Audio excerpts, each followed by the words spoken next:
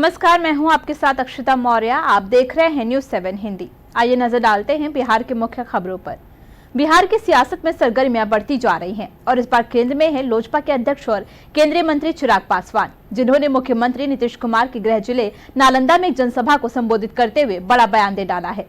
चिराग ने साफ कहा कि उन्हें बिहार लौटने और चुनाव लड़ने से रोकने की साजिश हो रही है। उन्होंने मंच से कहा कि कई लोगों को इस बात से घबराहट हो रही है कि वो बिहार आना चाहते हैं और विधानसभा चुनाव में उतरना चाहते हैं। बिहार फर्स्ट, बिहारी फर्स्ट के अपने विजन को दोहराते हुए चिराग ने सीधा आरोप लगाया कि 90 के दशक में जिन नेताओं ने लाखों बिहारियों को पलायन पर मजबूर किया था, आज वही ताकतें उनके खिलाफ षड्यंत्र रच रही हैं। उन्होंने याद दिलाया कि 2020 में भी जब उन्होंने यही नारा दिया था, तब उनके खिलाफ साजिशें हुई, पार्टी तोड़ी गई, घर छीना गया, लेकिन वो न रुके न झुके।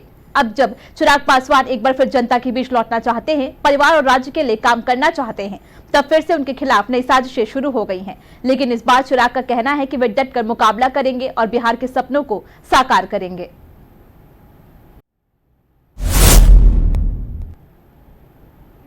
आज पटना के सदाकत आश्रम में इंडिया गठबंधन की अहम बैठक हो रही है, जहां राजद, सीपीआई, कांग्रेस, सीपीआई, एमएल समेत तमाम घटक दल साझा घोषणा पत्र पर मंथन करेंगे।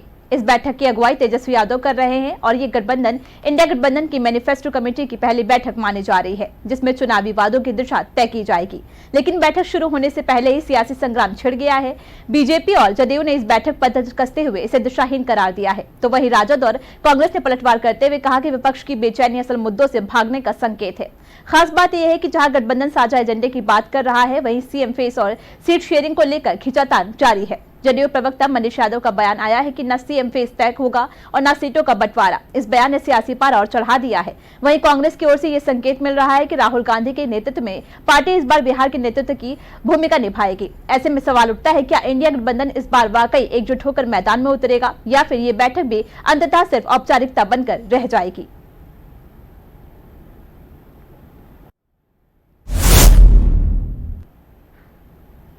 बिहार की राजधानी पटना से एक चौंकाने वाला मामला सामने आया है, जहां 27 साल की एक युवती ने मेडिकल छात्र पर धोखाधड़ी, जबरन धार्मिक रीति रिवाज थोपने और भावनात्मक शोषण के गंभीर आरोप लगाए हैं।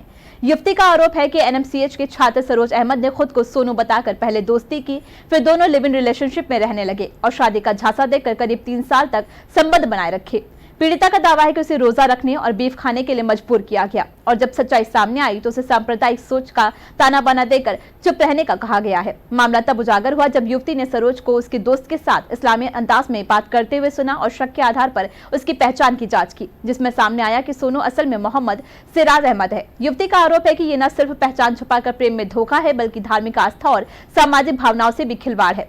फिलहाल इस सनसनीखेज मामले को लेकर जांच की मांग उठ रही है और पूरे राज्य में इसे लेकर सियासी और सामाजिक हलकों में हलचल मच गई है।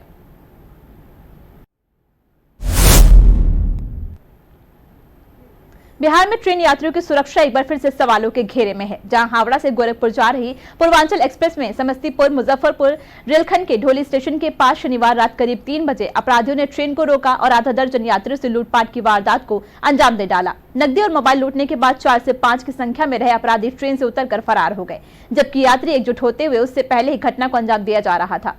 पीड़ित यात्री जब मुजफ्फरपुर पहुंचे तो जीआरपी में शिकायत दर्ज कराई गई और उन्हें डर फटकार कर भगा दिया गया, जिससे आक्रोशित यात्रियों ने रेल मदद पोर्टल पर और पुलिस मुख्यालय को पत्र भेजकर पूरा मामले की जानकारी दी है। इस पर संज्ञान लेते हुए रेल एसपी वीणा कुमारी ने टीम गठित कर जांच शुरू कर दी है और रेल थानेदार रंजित कुमार से स्पष्टीकरण भी मांगा है। यात्रियों का आरोप है कि 25 मिनट तक ट्रेन आउटर पर खड़ी रही, लेकिन कोई सुरक्षा बल मौके पर नहीं पहुंचा और जब वे उग्र हुए तब जाकर सुरक्षाकर्मी आए और वैक्यूम ठीक कर ट्रेन को आगे बढ़ाया गया।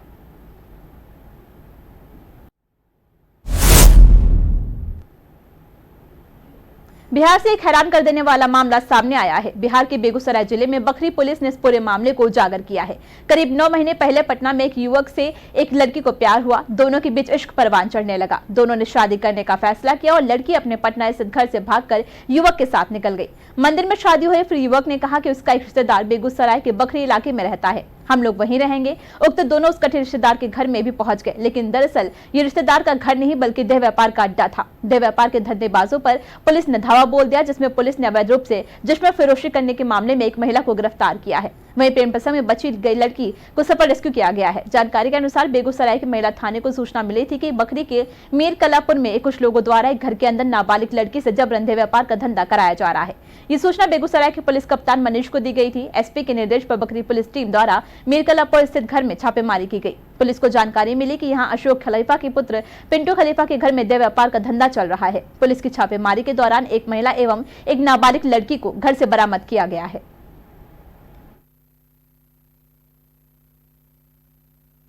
बिहार की मुख्य खबरों में बस इतना ही। देखते रहिए न्यूज़ 7 हिंदी।